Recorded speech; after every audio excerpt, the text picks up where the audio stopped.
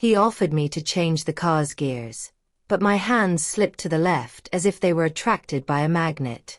I could hardly believe that something that size existed, a tool that was visible even from a distance, due to its volume and texture under dark jeans. My small hands could barely fill the space. I took advantage of the moment to release the tool that was stored while he drove, being graced by his continuous movements. The metal of the fabric made a slight noise every time I increased the speed of my movements. He smiled at me, thanking me, and his right hand filled his melons. The car shook a lot, and with each speed bump he passed, a hitch made him enter a state of deep happiness. He seemed to be really enjoying my skills, and with each block he passed, he looked for a corner with a new speed bump to speed up and help the tool stay rigid. I was almost finished when, queen without a secret, I will not complain about a moment that for me was exceptional.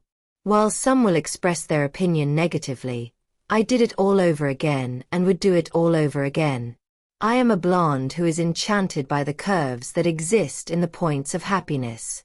My father, Albert, had recently separated from my mother, Nancy. To my surprise, soon after she showed up with a man named Richard. It seemed like they had known each other for a long time, as if there was a history between them that no one had told me. This made me wonder, did my mother already know him before the separation? I always found it strange that she never took me out with her, and when she had no other option, she would leave me with my father. This only increased my doubts. I had never seen anyone in her life before, and while my friends shared their experiences and discoveries, I felt isolated, stuck in a monotonous routine. My mother kept me under constant surveillance. She was one of those who dramatized everything, and any delay on my part was grounds for a scandal. I had to be home early, without exception. Outings with friends? Forget it. Even during the day, she would come up with some excuse to keep me from going out. What was left for me? My little room. My refuge. My little bubble of freedom. It was there that I could, at least, watch some more interesting movies and explore a little of what life didn't allow me to experience. Then Richard appeared. A 42-year-old man, well-mannered, friendly, with a calm manner that contrasted completely with my mother's rigidity. His presence brought a change in the air. Little by little, he became a sigh of relief in the midst of that suffocation. I was just starting out in life and I wanted more. More freedom, more experiences, more space to be myself. At first, I saw Richard only as someone who could, perhaps, convince my mother to let me go a little. And he even tried. One morning, I remember well, he talked to her, saying that I was old enough to go out a little, see my friends, have an ice cream, enjoy the day like any other girl my age. But my mother closed off as always. She wanted me there, under her control, like a caged bird, with no chance of flying. That was when I started to get even closer to Richard. And over time, I began to realize that there was much more to him than I imagined. One time, Richard invited me to go with him to a nearby city to settle some matters. According to him, he was a friend who was in need, and I, all excited, got ready and dressed up in a way that highlighted every point of attention.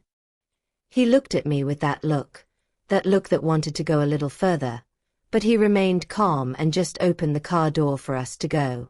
That day, so that you can understand better, my mother was an old teacher and that day she wasn't home. On that short trip we took from one city to another, the sun was scorching, and even with the air conditioning on 15, it was hot in the car. My legs were sunbathing, which made them even more beautiful with their shine. As the trip went on, I told him that I had gotten my driver's license, but I kept it to myself, because Nancy never let me drive. Smiling, he asked me if I wanted to take the car, that he would trust me without any problem. Dying of embarrassment, I said no, that I didn't have the confidence yet. That's when he gave me a suggestion. to change gears while he drove. I smiled. I thought it was funny at the time, but I went with the idea. While I changed gears at the right time, he held my hand, showing me how the revs worked. Something inside me was pulsing. The precious was stored away, needing to be used, as if it were in a spider web. When we reached the middle of the trip, I looked under the steering wheel and realized how big the tool was stored in the denim fabric. I smiled simply, but I could no longer hide how much I needed it. My mind was racing. I couldn't resist, realizing that there was no barrier in a single moment.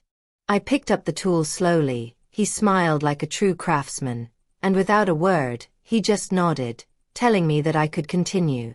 Taking it completely, I took the tool out and gave up on changing gears. Meanwhile, I did my skillful work with my hands in smooth movements between the beginning and the end.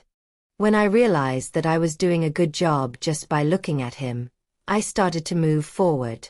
My lips were discovering a new path. I looked like a calf that had just found a nipple to suckle, and the short trip was getting longer. At each corner, a different speed bump was enough for the tool to go deeper. Meanwhile, he picked up the voluminous melons and satisfied his hunger, and I enjoyed every second of that moment of working with him. Almost reaching our destination, he said it was time to let go. I told him that it was new to me, that I had never seen that, but that my curiosity was so great that I allowed him to let go in the best possible way. His claim was so great that I didn't let the tool dirty the car's upholstery. In a matter of seconds, I cleaned the entire tool. It was as if I had spilled a glass of milk on a hot afternoon of scorching sun. He smiled at seeing me so skillful and, for the first time, experiencing something so wonderful. I haven't had time to use the tool on the front door yet. When I do, I'll send it to the Queen. If I can do it well again, my work on this little trip was wonderful. And it seems like she gave Nancy a little change. After all, she could never go out. So, if there was no dog available, she hunted with the cat that was at home. Did you like this story?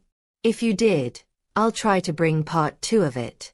So, leave a comment telling us what you thought, and, if you've ever experienced something similar, share it with us.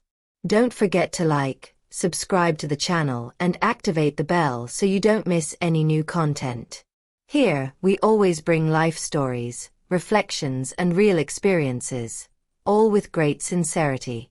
Thank you for watching until the end and for being part of this journey. See you in the next video.